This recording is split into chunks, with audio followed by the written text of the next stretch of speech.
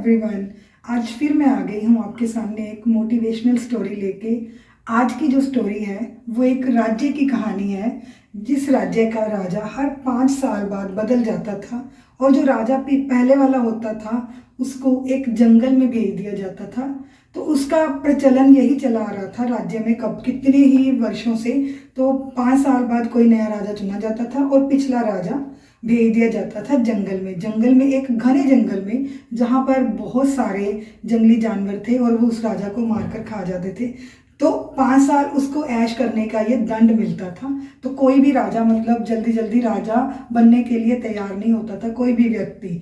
तो एक बार एक राजा का समय 5 साल का ख़त्म होने वाला होता है, तो नए राजा की खोज जो है वो शुरू हो जाती है। तो पता चलता है कि इस राज्य में एक बहुत ही गुणवान बुद्धिमान व्यक्ति है जो राजा बनना चाहिए। तो राजा के जो मंत्री हैं वो उसके पास जाते हैं, तो वो क्या खुशी खुशी स्वीकार कर लेता है राजा बनने के लिए, और जो पुराना राजा है उसको जंगल में भेज दिया जाता है और राजा हंसी खुशी उस राज्य को संभालने लगता है, राज्य का कार्यभार।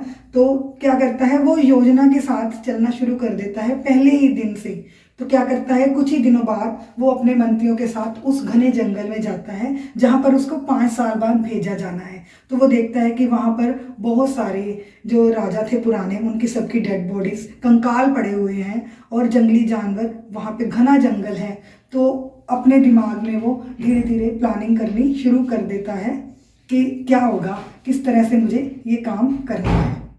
पहले साल में राजा क्या करता है, अपने आदमियों को भेजकर उस जंगल को कटवाता है और जंगल कटवाने के बाद पूरा जो जंगल है वो साफ हो जाता है। जब जंगल साफ हो गया तो जंगली जानवर कहाँ से रहेंगे, और उन राजा के कंकालों को वो दफनाता है।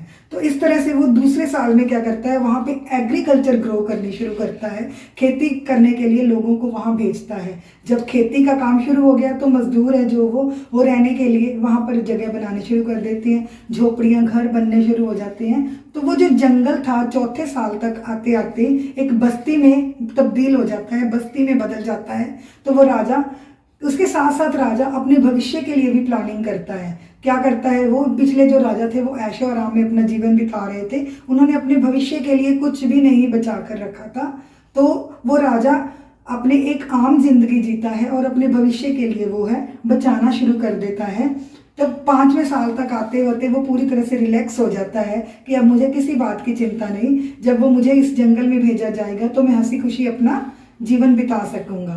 तो इस तरह से 5 साल बीतने में सिर्फ 10 दिन बच जाते हैं और वो राजा बिल्कुल संतुष्ट होता है, उसके चेहरे पर किसी तरह का कोई दुख का भाव नहीं होता। तो मंत्री पूछते हैं कि राजा आप इतने खुश कैसे हो, जबकि पता है कि आपकी मृत्यु नज़दीक है।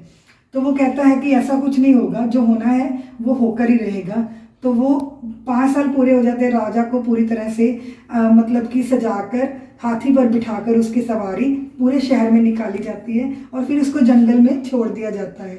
जब वो जंगल में जाता है तो वो खुशी खुशी अपना जीवन जो है वो व्यतीत करता है, क्योंकि वहाँ पर एक पूरी बस्ती जो है बस चुकी है, खेती करता है और अपना आम जीवन व्यतीत करना शुरू कर देता है।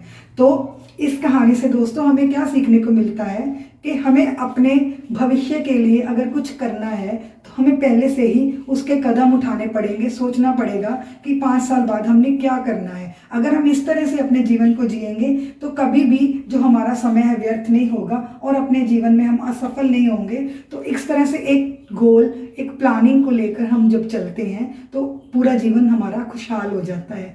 हाँ फ्रेंड्स, कैसी लगी ये स्टोरी कमेंट में ज़रूर बताना और मेरे चैनल को सब्सक्राइब करना, वीडियो को लाइक करना।